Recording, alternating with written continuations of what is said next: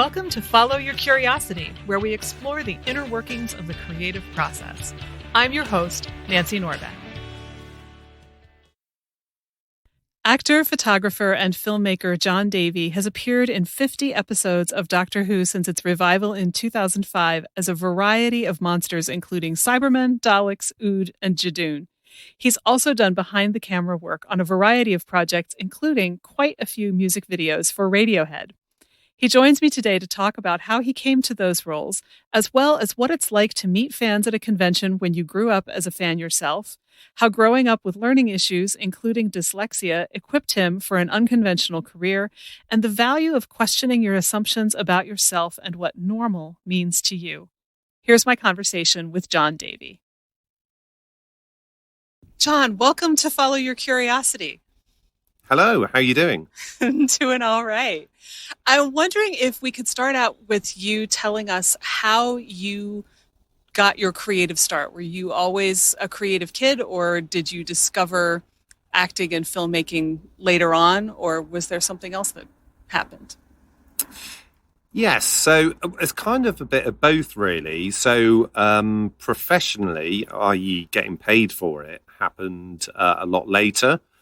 But I've always been interested in photography, filmmaking, cinema in general from a very early age. I was having a good think back to try and think if there was a definitive point where it changed, but it's difficult to tell, really. Probably my love of television and cinema came from kind of escapism, really. I found my life fairly boring, and my family is fairly boring as well. So I kind of just felt like I didn't fit in, really. They're very kind of straight academic,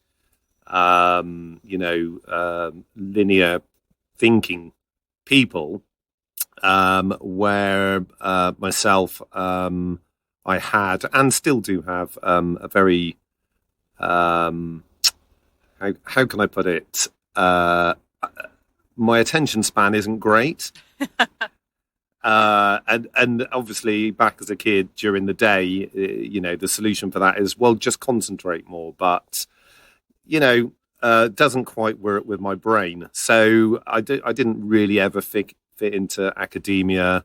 I'm very dyslexic as well, which back when I was young wasn't really a thing as such. It was only until later life that I kind of really figured it out. So, so my early lives were like, I feel like a square peg trying to be put into a round hole. Haven't exactly found out or figured out if there was a actual point, but as kids, someone will come into school saying, "Oh my God, did you watch this horror movie last night? It's got this and that in it." And as a kid, you're always looking for the dangerous thing, the naughty thing, the thing you shouldn't be doing. So my love of cinema came from that. Also, as well, I really enjoyed watching all the behind-the-scenes making of, Star Wars, Raiders of the Lost Ark, all of those sorts of things. I was just absolutely fascinated by the process. Possibly subconsciously, I knew that academically I wouldn't do well. So, my love or my in as such wouldn't come from me getting good grades at school, doing higher education, doing a degree, and so on, because I guess I just knew that wasn't actually going to be the route for me. So, as a lot of dyslexic people are, to my discovery, they're very good problem solvers and lateral thinkers.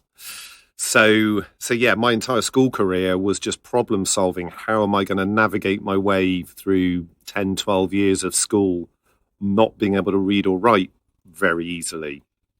So in hindsight, that's actually given me a load of tools to do a lot of things with my life. And generally you can't really put me in a box. if I get interested in something, I'll just get all the knowledge that I can. YouTube now is very useful for that. And if I want to do something, I'll go, right, I'll just research it, and then I'll do it. That's amazing. And especially because, figuring out how to get through school in that situation, especially without anybody being able to identify, oh, this is what's going on. Here's how you should handle it. I mean, to do that on your own as a kid is a gargantuan task. Yeah. I mean, it's also pretty tragic, really, when you think about it, and how many other kids have been in the same position. Lots. But it's impressive to have been able to do that. And I love that, you're able to look at it and say, as a result, I know how to do this and this and this and all of these things that I might not have known how to do otherwise, which is fantastic. Yeah. So, strangely enough, it was probably in my 20s when I started meeting people and also my friends that are also kind of creatively minded, because you kind of tend to bunch together in your own little bubble, because you're like, oh, well, you're into music, you're into movies, you're into all these things that I'm into. Then it kind of transposed that the majority of them are all dyslexic as well. So I guess there must be a pattern that people are following. That possibly it accelerates the I'm air quoting here, creativity into the arts. So that was very reassuring. As a kid, you generally, once you found out, oh, I'm also colorblind as well. There you go. There's another one.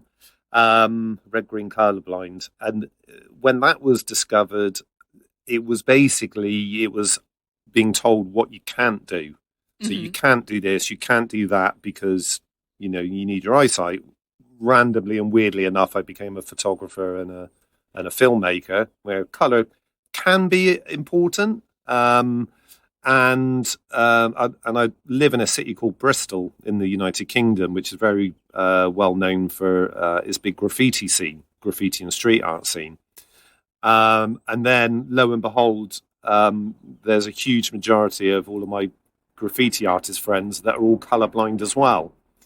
So, yeah, I don't know. I'll possibly have to try and get to the bottom of it a little bit more, that maybe it actually just pushed you, to prove the naysayers wrong. Oh, sorry, there's a cement lorry going by. It's fairly loud. Just for everyone listening, I'm actually sat outside of my friend's apartment in Silver Lake in Los Angeles in the glorious sunshine, avoiding the British weather.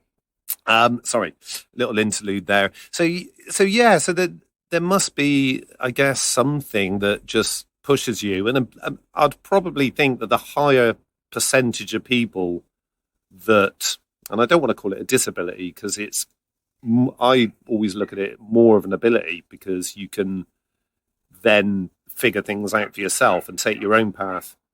So yeah, I don't know how many super, air quotes again, talented, whatever that means, people have kind of just slipped into air quotes again, normal life, because they were told, you can't push forwards with this. Yeah, that would be really interesting to know. Might have to look into it. Yeah. But listening and finding out of very famous and successful people. So Henry Winkler is quite well known for being very dyslexic. Apparently Einstein was, Tom Cruise. So when you kind of hear these names pop up, you kind of slightly get inspired, going, oh, hang on a minute. If they can do it, they can figure it out, then maybe I can. Possibly they would have had to have put a lot more work into their field as such. I do know that dyslexic people who are actors have to basically memorize the entire script. which is a great thing for anyone directing them. That is absolutely brilliant, because I've been on a lot of film sets, and the amount of times that I've seen actors have to deliver a page and not remember their lines, is kind of page one as such for an actor. Hit your marks, learn your lines. That's all you need to do. The rest of it's just finessing. So, I guess, you just got to put in more effort than most people, I suppose. Yeah. So were your parents worried about what you were going to end up doing once you finished school, or did they just see that you were starting to find a path that looked like maybe it would be viable? Did they encourage you with that, or how did that go? I don't know. I don't think they really had a lot of input or a lot of time. They were both very busy people. So, they were kind of, tied up in their own things. Both of them were teachers, and then my mother became a politician, which used up huge amounts of her time and energy. And kind of, family was sort of on second on the list, as opposed to trying to change the world, kind of typical kind of 60s and 70s sort of ethos on everything, which, in some ways that maybe isolated myself, but then it made me seek out the things that I'm interested in. So I kind of always try and take a positive spin that a lot of people see what I do with my life and they go, wow, that's amazing. I'd love to do that. And I'm like, well, why don't you? Oh, well, I've got this and I've got that and I've got, my family, and I can't move away from where my parents live. So, for them, that's all great. But for me, it's that kind of distance that I had at an early age has kind of given me freedom and choice. And choice is one of the most important things in life. The older you get, the more you realize that you have less and less choice. And it's an interesting question, why don't you? It is so simple and so not all at the same time. Yes. Thank you. Just got given a cup of tea by my friend Jason. Thanks, Jason. It's, I guess, obviously, and again, I listen to huge amounts of podcasts. That's why I'm more than happy to do any podcast, because I kind of feel like I'm taking more than I'm giving. Because I probably listen to about 5 hours worth of podcasts every day, if I can. And I kind of been going down a rabbit hole of listening to a lot of neuroscientists podcasts. Dan Huberman is one that I've listened to recently, who's I can't remember his exact title, but he works out at Stanford, and I started listening to him talking about neuroplasticity and all of these things, and how your personality is formed at a very early age, and how your neural pathways and neural networks are developed at an early age, which was absolutely fascinating, to listen to. So the idea is kind of by the age of 7, your neural pathways are kind of almost fixed. So everything in later life, this is a generalization and a broad brush for everyone, but everything in later life is referred back to the younger days of up to 7 years old. So whatever happens kind of in your life up to 7 has a massive impact on your later life, be it for good and be it for bad.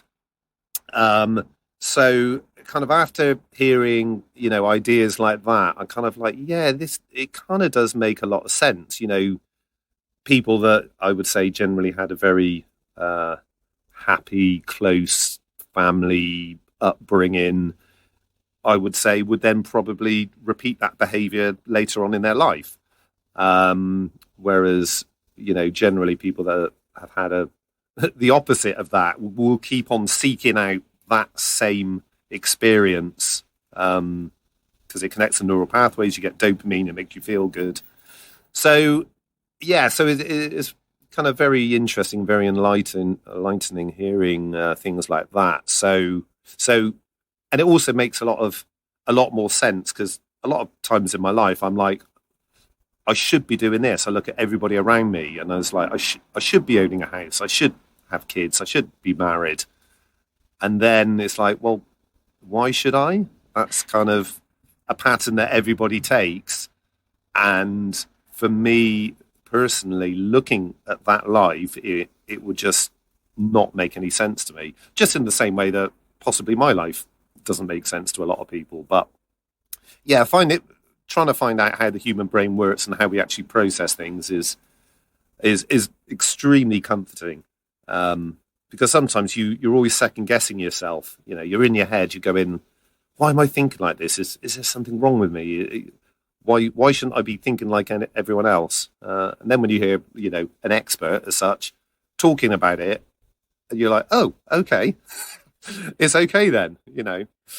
Well, I guess I better give the listeners a bit of a kind of insight into my career as such, to obviously relate everything that I've been talking about.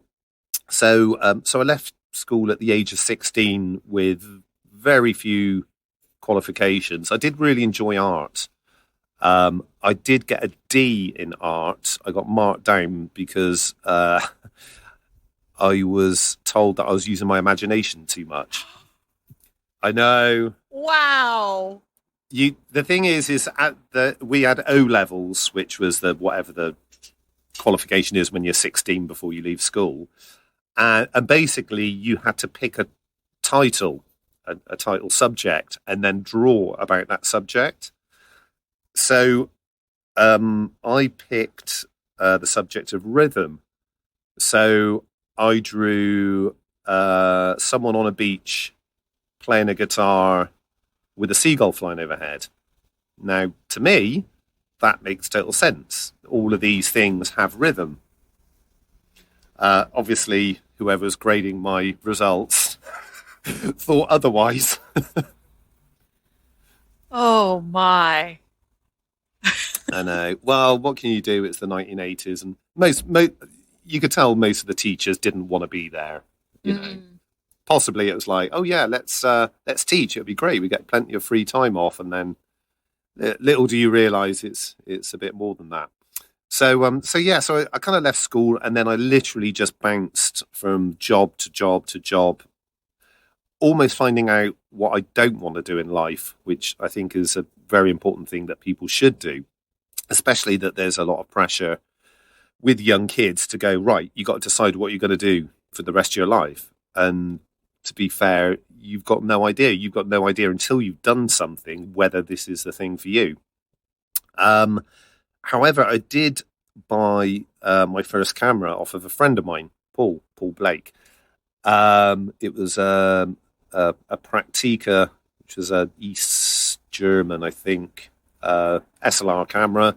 Started taking photographs. And we had like a 24-hour lab. I'd take a roll of photographs and then get the results back. And then I was just getting this amazing excitement of capturing these images. And then I got 24 hours of, you know, anticipation and then getting the pictures back. And that obviously connected something in my brain that was just firing. And it was just like, yeah, this is the thing that's giving me pleasure.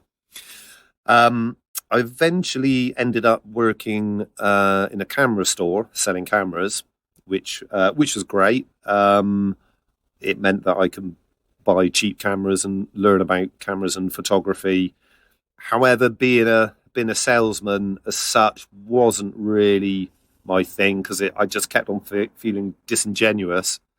So I tried to adapt my sales technique to not try and push someone.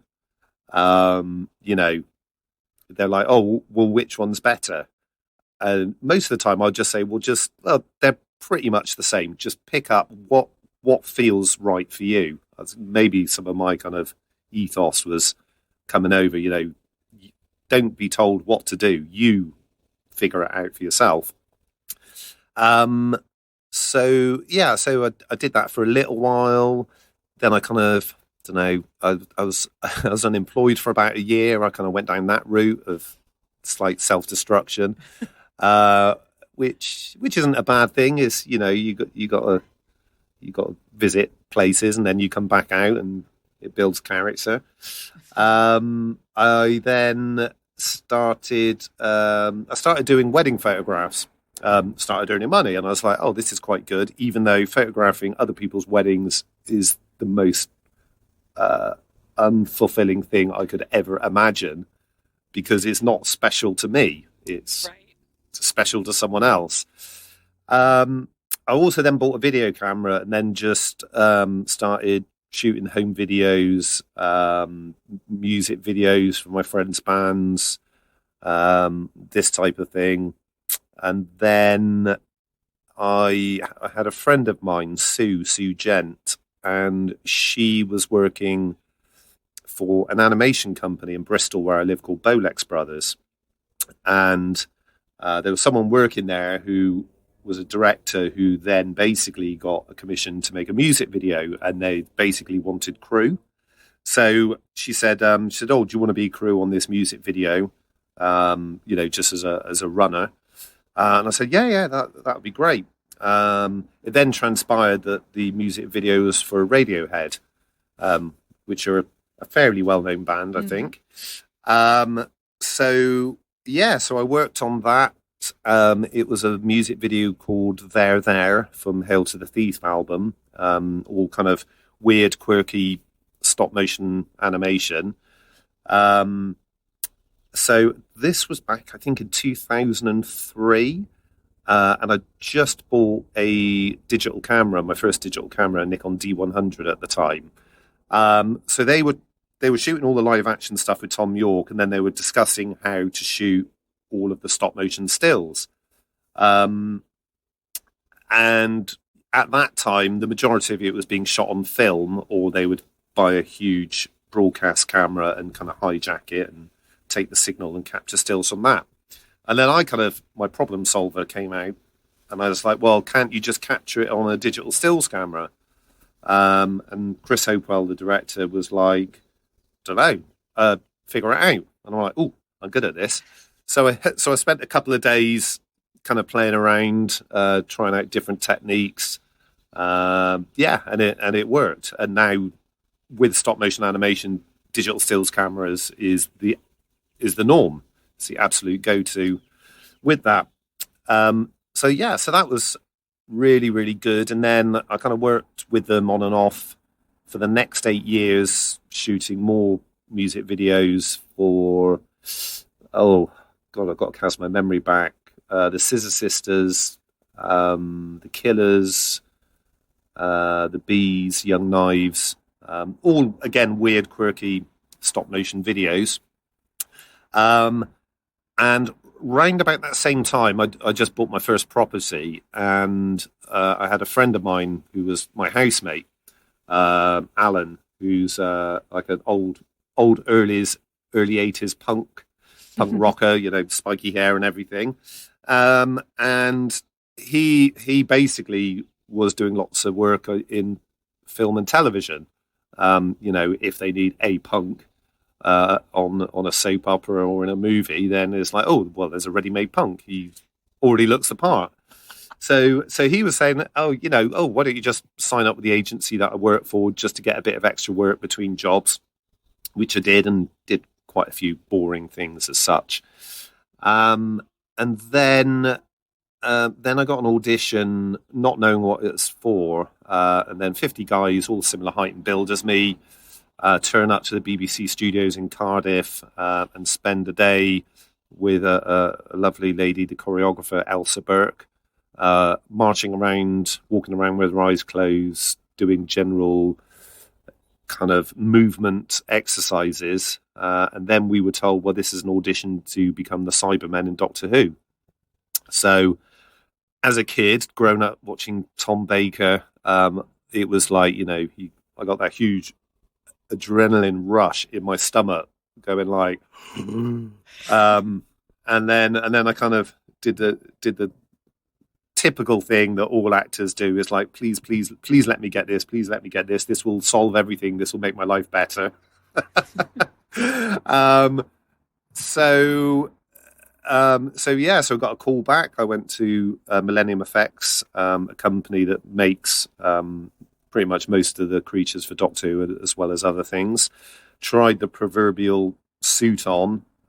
It fitted, and then did 4 episodes in the season 2 with David Tennant as being a Cyberman. So so that for me was ticking quite a few boxes. It was like, oh my god, I can't believe that I'm this iconic role on television. And also from my filmmaker side, it was fascinating because I'm actually on a film set and I'm just watching how everybody does their jobs. So I was kind of learning, performing, making money. It was win-win-win. And then lo and behold, 17 years later and 50 episodes that I've appeared in, I'm still appearing in Doctor Who. So I guess I must be doing something right. I think so. Yeah. Well, I've kind of I learned the golden rules of being on a movie set is be nice, don't take anything personally, and don't complain. There's levels. You got top line and bottom line in the movie industry. People above the top line can complain. People below the bottom line generally don't.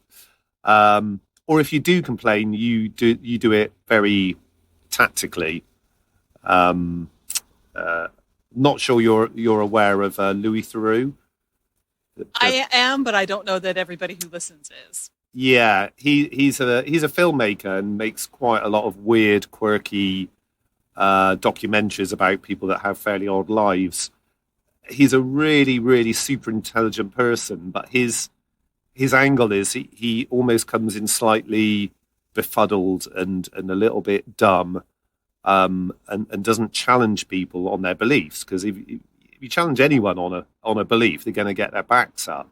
So he kind of comes at it where he kind of poses questions to the other people for them to actually think about it. So after watching him, I was like, you know what, that's a brilliant way of kind of very passively kind of getting you what you want. So it's been an absolutely amazing experience to be involved with that show. It has also taken me, it's taken me to Los Angeles, where I am now, because I've just been to Gallifrey 1, which is the world's largest Doctor Who convention. As well as I've been to Australia and New Zealand doing live shows.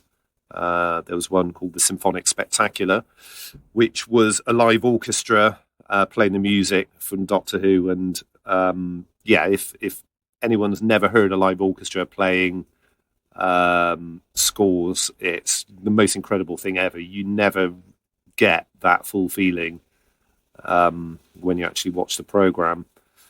And I've been at the Royal Albert Hall for the Doctor Who at the Proms, and been to the States numerous times, visiting conventions. And the big takeaway here for me is that you just see how much the show actually means to the fans, and you kind of get a bit blasé when working on the show that it's a job. It's hard. It's tough. You could be doing 12, and I've sometimes done 16, 17-hour days in a very uncomfortable costume.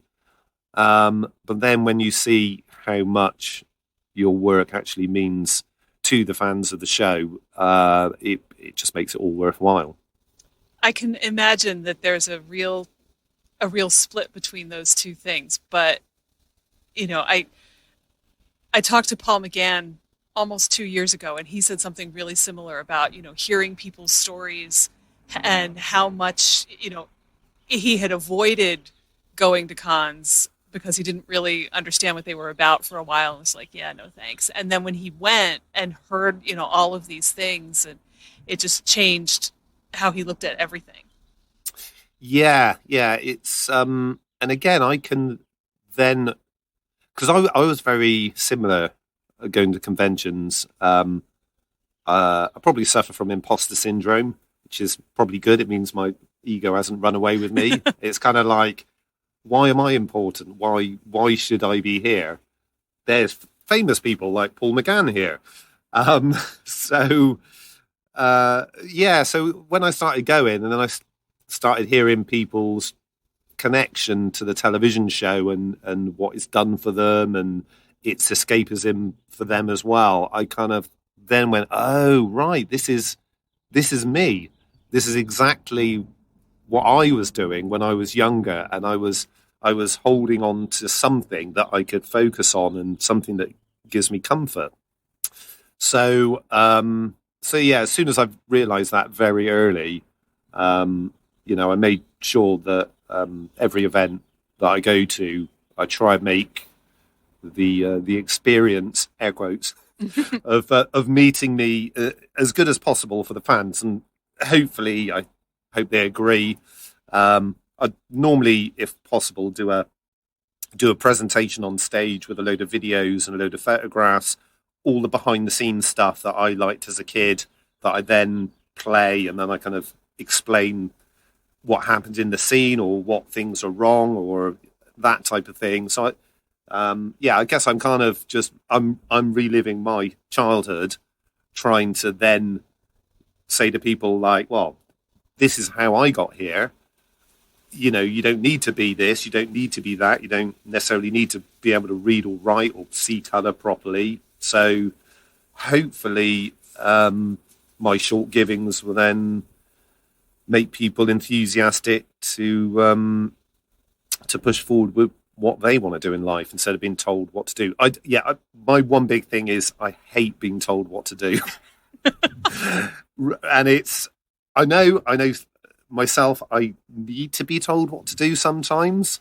I'm not a conformist in any way, because I tend to question authority, or questioning like, well, hang on, you're getting paid to tell me what to do. So is it really in your interest, or is it your job and you're just trying to get what you're doing off of your table as quick as possible?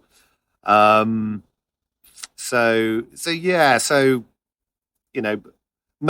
of my musician friends and artist friends are all the same. None of them like being told what to do. Yeah, I think creative people in general hate being told what to do. And then where we land in trouble is then we try to tell ourselves what to do and wonder why we rebel. And it doesn't go well. And it's like, well, you don't want anybody else telling you what to do. So why are you surprised that it doesn't go well when you try to bully yourself into doing something?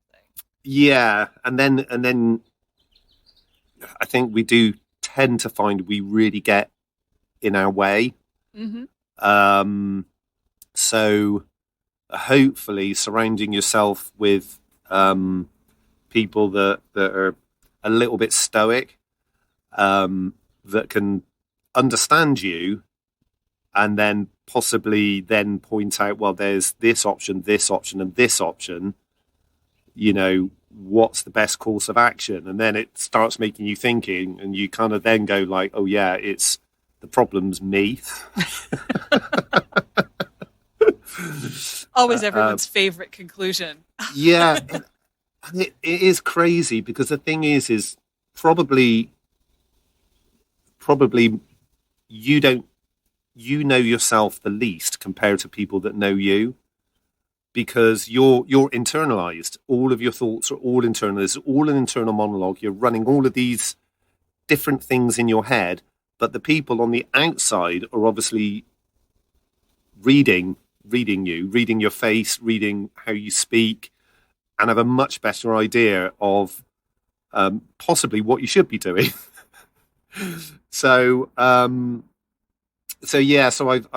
kind of been very aware and conscious of that recently, and also, as most people know, the older you get, your friend circle starts growing and growing and growing, and then it almost gets unmanageable, and it can basically go the way that what you do is you try and spend as much possible time connecting with this enormous friend circle, helping them out, but then you then forget about yourself.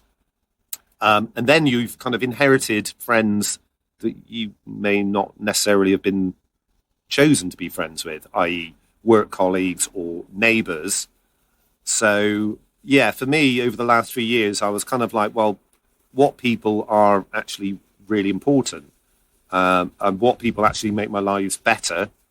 And on the flip side of that, how many of my friends are actually making my life worse? And then as soon as I kind of started looking at that, I'm like, oh, right, yeah, I can see that my relationship with certain people doesn't elevate either of us. And then especially people that, aren't in the same career path or mindset as me. So, so it's been probably about 3 or 4 years I've kind of been hugely adapting my life to kind of make it more streamlined and less cluttered. Again, coming back to the whole premise of choice. When you're a child, you've got all the choice in the world.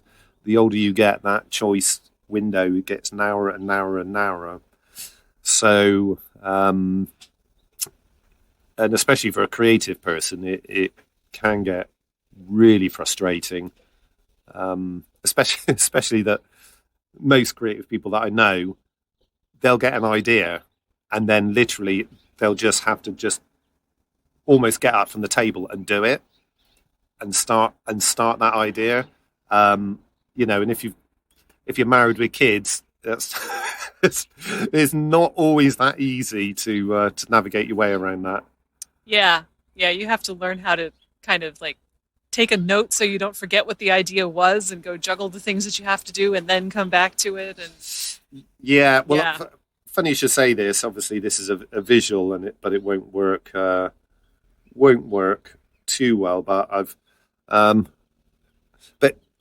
I'm in dark mode on my phone. But basically, this is my notes on my phone of ideas, and that is an amazingly long list. To be honest, it's too long because I've got the idea down, but then I've just procrastinated on then organising those ideas. So, but they're there. They're there in the record as such. Yeah. So, I'm curious to know how you have this experience of being, in all of the behind the scenes stuff on a show like Doctor Who, and then you go to the cons and you meet people. Does that have any kind of cross influence? Does having met people and hearing their stories and that kind of thing have any effect on how you approach playing a monster on that same show?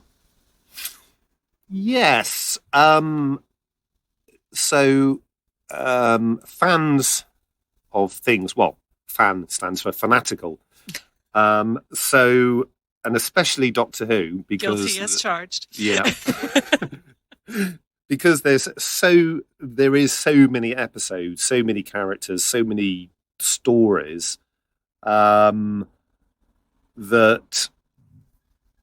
a lot of the time, people will be asking me questions and I'm like, I'm in that episode and I don't even remember any of what you're saying to me. So understanding that, the minutiae of every little detail will be scrutinized. Sci-fi fans, they're good for doing that sort of thing. To be fair, I'm guilty of that with Star Wars myself. So, just as a side note, I met with a friend of mine, William, who's at film school in LA, and his big thing is going to finding a location that movies were shot in, and then getting his camera and just taking a photo exactly where it was screen matched. So the last time I was here, I kind of went to the location of the pawn shop in Pulp Fiction, and the alleyway where Bruce Willis is running away, Karate Kid's house, Griffith Observatory, which is the start of Terminator, where he's looking across Los Angeles.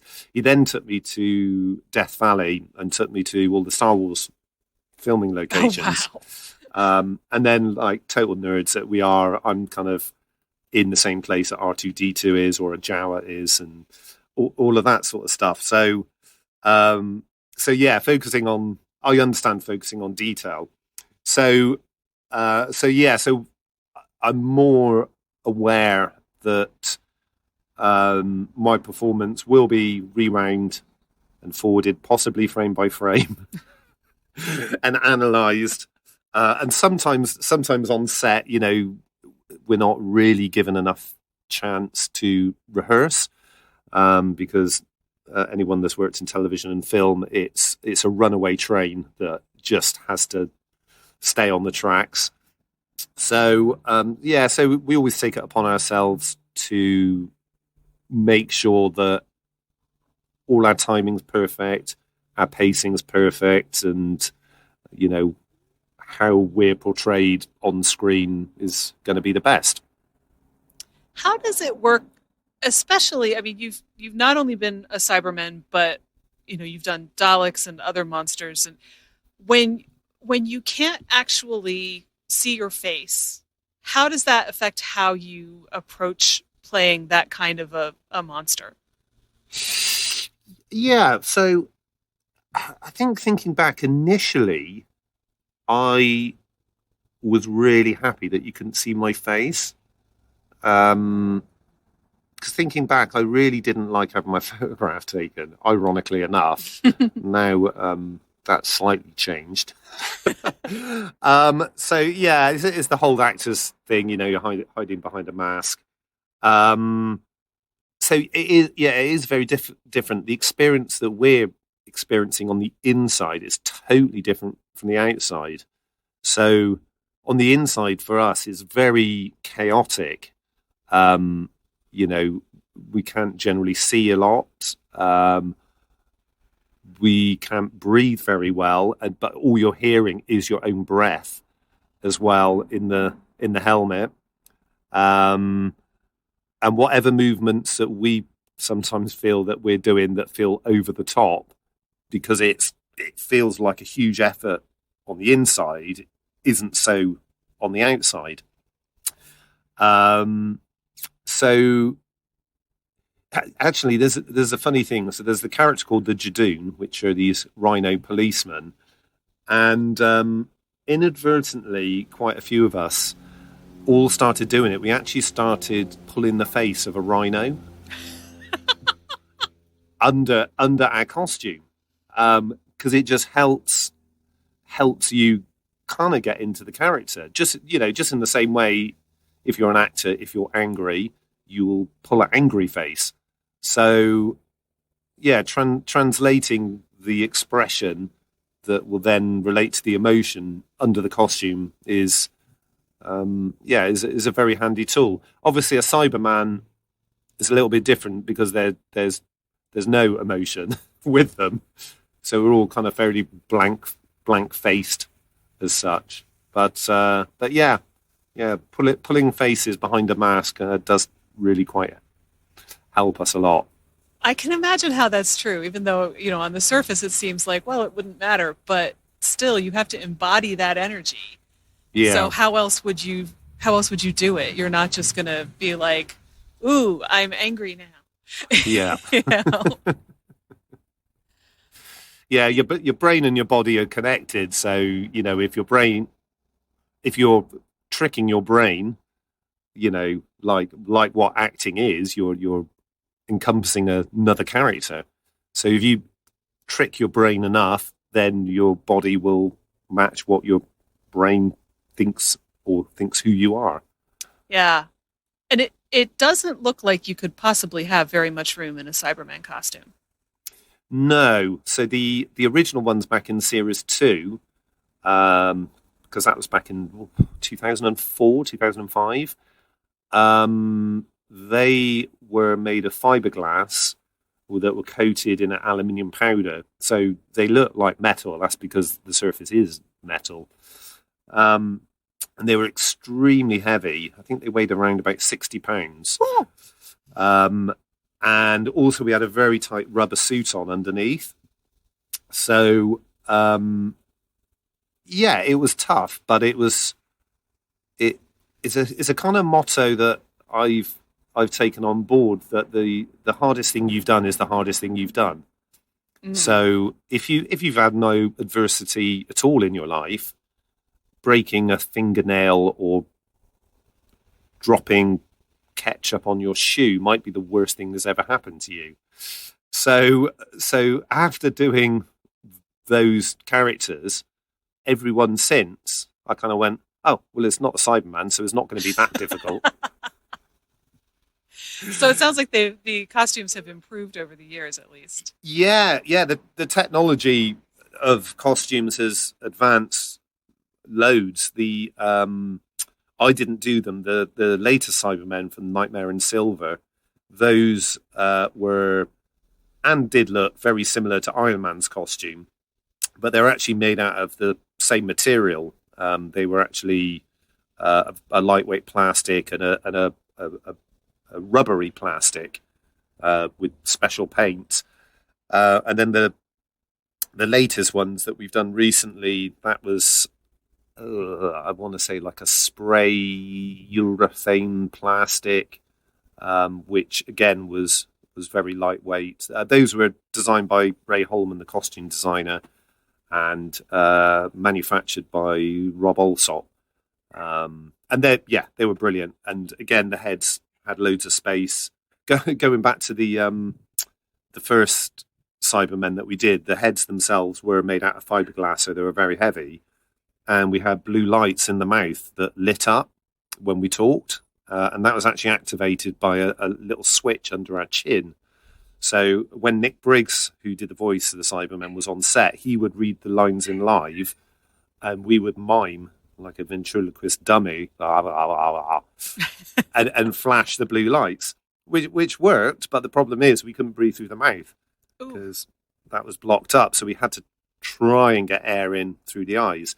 Ooh. The later helmets are very similar to kind of like the sort of 70s and 80s helmets. So they had way more room in them and a lot more breathing space. So yeah, it's nice to be considered that our breathing is important. Yeah, I think that Cybermen would be significantly less frightening if they were passing out from oxygen deprivation. So yeah. We wouldn't be quite as scary, I don't think. No. And I have to ask the obvious question, which is scarier, a Cyberman or a Dalek?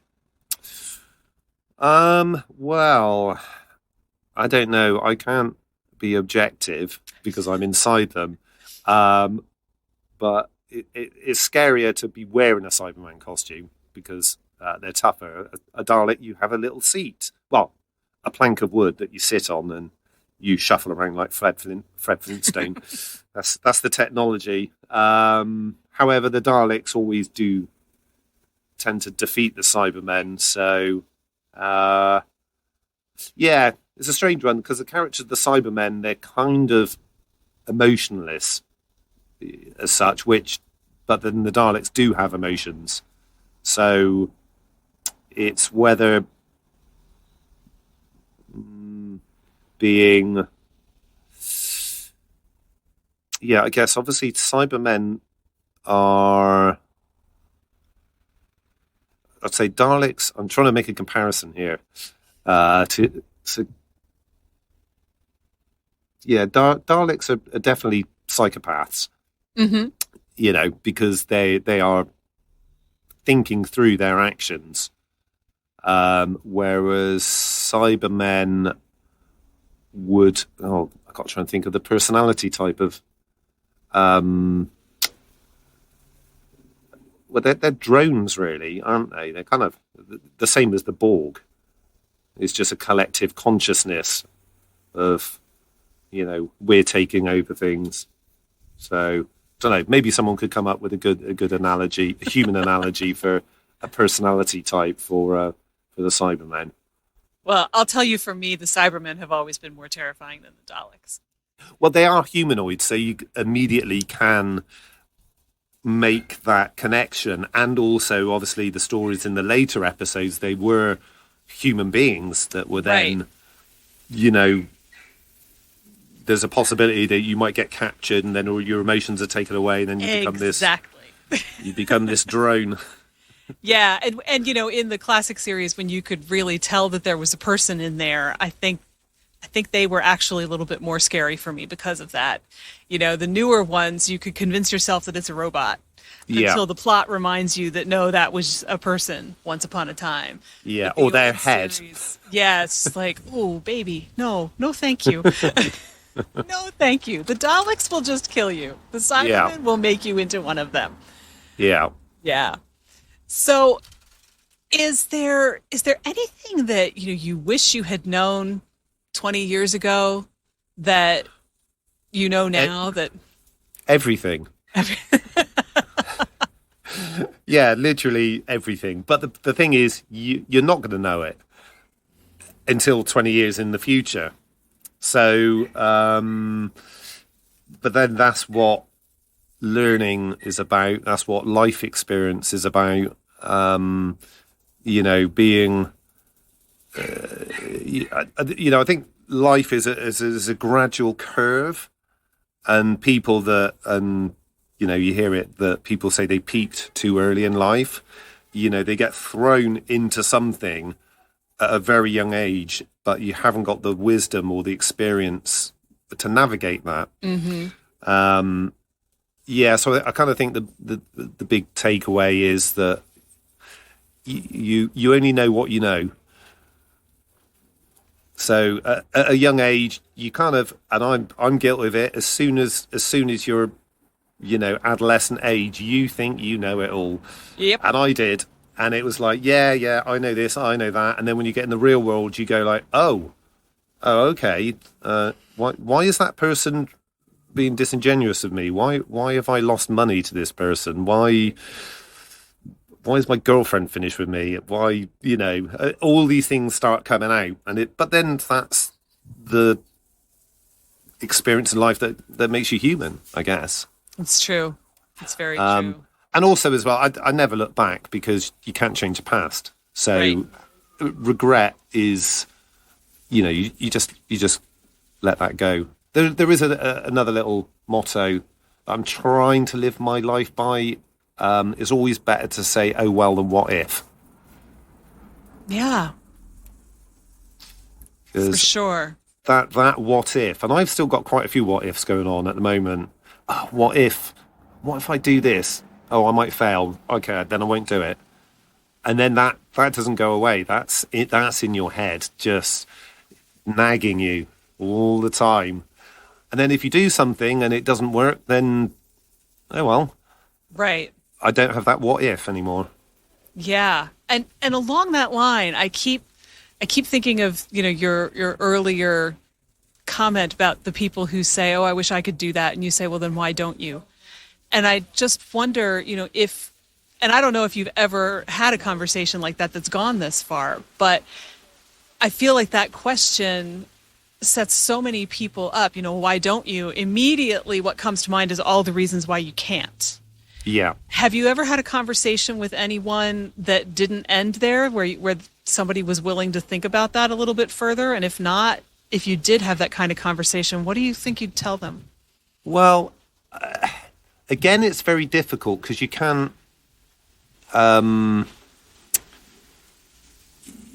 you can't tell someone to do something, or you can't tell someone that they're doing something wrong. That person has to come to the realization themselves. So I just kind of like just to throw a little seed, and not make it about them. I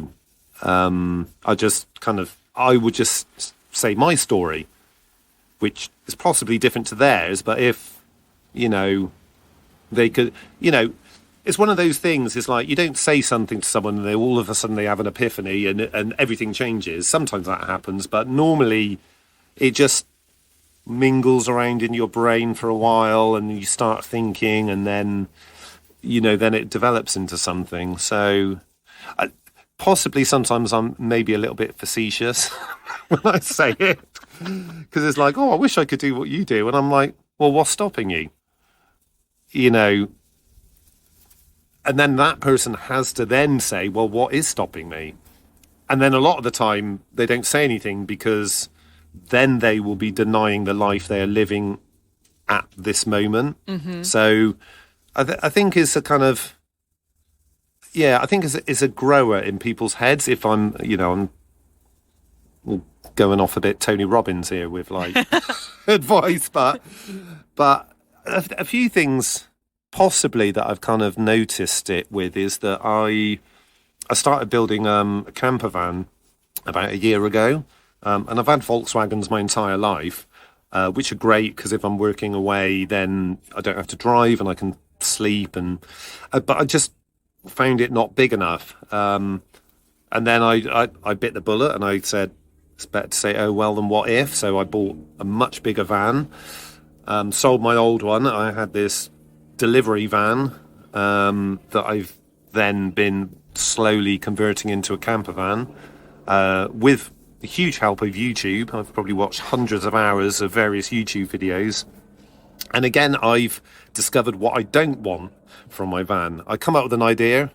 There's my younger self going, yeah, I got it all figured out. This is what I want. And as you start building it, you go, well, now that doesn't work, does it? Because X, Y, and Z. So I've literally just been putting on Instagram pictures of me building this camper van. And then I've had three other people buy exactly the same van as me and done the same. So, hopefully I've inspired them, because again, this is my subconscious making all these decisions for me, like probably most of my decisions in life. If I have a van, which is basically a mobile house, I have freedom, I have choice, the choice that I was always been looking for. And it is amazing. It is sort of 80% finished, but I have been sleeping in it, when I was working on Doctor Who, most of it's done in Wales. What I would do, I'd just pull up on a beach, open the back doors, and I've got a view that no one can afford to buy in a property. So, yeah, and it's, amazing, so relaxing. I've got, again, this is my part of the brain that needs something different happening constantly. I can literally just go somewhere. I've got a different view out of the back of my vehicle. I use it as an everyday driver as well. So most of my friends that are converting their vans, they're into sports, surfing, mountain biking, and it's kind of opening up a lot of freedom and not keeping you fixed in one place. So hopefully I've inspired something good. We'll probably all end up like I see in Los Angeles here, where you get big communities of very tattered looking caravans and camper vans kind of lining the street. However, though, there is a huge community of people that have full-time jobs, professional jobs, that now live in their vans because the rent here is astronomical. So they'll get a huge van. They call it stealth camping. So it won't even look like a camper van. It will even look like a delivery van. Some people actually put magnetic decals of companies on the side. Oh, wow. They have a gym membership. I've seen YouTube videos of like a nurse who does that. And she's like, yeah, why should I be spending $1,500, $2,000 a month on rent? This is I'm earning $1,500 a month more for making this choice. Right. But then the other side of me, I kind of look and I'm like, oh God, am I going to be that like creepy old guy who lives in a van at the bottom of someone's street? So as long as it's not a van down by the river, you're okay. Yeah. So yeah, I always like to question myself. I kind of always like to I love being wrong about things. I love like having an opinion, thinking, yeah, that's what it is, and then someone kind of having a counter opinion, and then me realizing like, well, your opinions are subjective. It's just how you interpret something. So, I embrace that quite heavily. I think your willingness to question yourself, when you were saying earlier, why should I do the thing that everybody else is doing? And like you're talking about here, is huge and something we could all stand to do a little bit more rather than just taking the default option. I mean, it's really clever to decide you're going to live in a van and save your money if you can make it work. Yeah. And that is certainly not what I was told was what my life was going to look like. You're going to buy a house, you're going to do whatever. And, there are alternatives everywhere if you question the status quo or what you're told should be the status quo. And the willingness to do that, I think, is what makes a huge difference.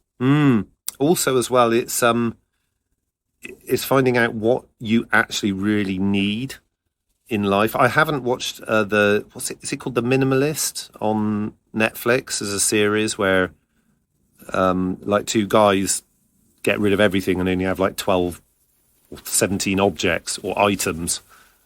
Yeah, I haven't watched that one. No, but I need to give it a watch. So yeah, I'm kind of downsizing, and again, it relates to the quote: "The things you own start owning you." Mm-hmm. So, and I have to say, you Americans, you like stuff. Whenever I go around to people's houses, I'm just gobsmacked. I'm like, oh my goodness, there's so much stuff. There's a whole garage, and your double garages are the size of our apartments, right? Just full of stuff. And because I'm trying to kind of downside and be a bit minimalist myself, when I visit people here, it gets me a bit like on edge. Can imagine. It's kind of just It's probably how I work. I don't like too many distractions going on in life, and I think most people's lives are overcomplicated anyway. But just having all of these things that your brain has to just keep track of all the time is get rid of it all. You don't need it. Yeah, George Carlin's whole thing about stuff and having to buy a bigger place to put all your stuff in didn't come out of nowhere, for sure. No. Yeah, I love George Carlin. He's brilliant, very insightful. Yeah, but no, I think there's a lot of merit to that too. Paring down what you actually need. Yeah, or as opposed to want. Yeah. Especially if you want lots of stuff. What's going on there? Also a good question. Yeah, it's filling the hole. Mm-hmm. It's like, and it's the same thing. You see it with creative people and especially actors. It's, if I get this role, that'll be it. That's the thing. And then you do it, and you're like, no, that hasn't solved whatever filling the hole. That's the term for it. And then you keep on going, trying to fill the hole, and you're like, hang on a minute, maybe we should reassess what's missing instead of trying to get the thing that will then make it all okay. Yeah, it's kind of like just flailing around trying anything rather than figuring out what is the missing thing. Yeah. Well, I've kind of cut everything down to, as you can see, sitting in the sun, right? And especially being from Britain, that's probably one of my top priorities in life, because we're probably just still in the 6 months of cold, wet, grey weather that we have in Britain. So if I could sit in the sun, ride my electric skateboard, that's a big thing to me, travel around in my van and watch movies, and take photographs and make films. That's all I need. So, yeah. And, obviously human contact's always nice. Yeah, that's always a good one. But yeah, I think it's definitely a lot less than we tend to think that it is, what we actually need. Yeah. Yeah, I've avoided the British winter because I came over to Long Island for a convention in November, I then stayed till the middle of January, and very luckily I stayed with friends. I then spent 4 weeks back in Britain, then came to Gallifrey 1, and then I'm here to the end of March, back the start of April in Britain for 2 weeks, and then I'm going on a Caribbean cruise, the Sci-Fi Sea Cruise, for 2 weeks. So there you go, my problem solving has come into its full effect, and I've solved the problem of not spending winter in Britain. I was going to say, it sounds like you've been very successful in that effort. Yeah. Hacking the system. You know, some people will work doing a job they hate all year round, so they get 2 weeks doing something they like. I would love it to flip the other way, where I can work 2 weeks a year and then go off and do well, I'm kind of been doing that actually for about the last 4 months. Yeah. I think it's great though, because, you know, a lot of people and possibly people who are listening to this are going to think that the working at the job you hate all year is the only way to do things. And I love that you're such an example that no, there are other ways to do things, and you can shake it up and not fall into that conventional, this is what you're told your life is going to look like kind of situation. Yeah. Maybe, you know, is not for everyone. There's, you know, again, going back to Dan Huberman's, I think it's called Huberman Lab, his podcast. There's generally certain personality types that people fit into. Generally, there's 4. There's dopamine seekers, serotonin seekers. Then there's testosterone and estrogen, which is cross-compatible with men, women, whichever way. So basically, he was talking about compatibility with people. So serotonin seekers are generally the people that like the comfort, the regular job, knowing what's going to happen in the future, and generally, you know, if 2 serotonin seekers get together, it is fine. I definitely think I'm a dopamine seeker because I'm constantly wanting that new experience, change, you know, not knowing what the future's bringing. And then obviously you have the testosterone, estrogen, alpha, you know, your traditional kind of family dynamic as well. And so it's just fascinating listening to that. And I'm like, yeah, I'm definitely fall into that dopamine category. And then looking back at my previous relationships, I'm like, oh, yeah, they were definitely a serotonin category. That's why it didn't work. So, it's good. Finding someone that understands you is kind of very important. And also you understanding that person as well, and possibly not doing what I've done and probably many other people do, is that you just go with someone whose brains and personality is wired in a totally different way. Yep. Love is out there somewhere. Late Night Love with Jon Davey.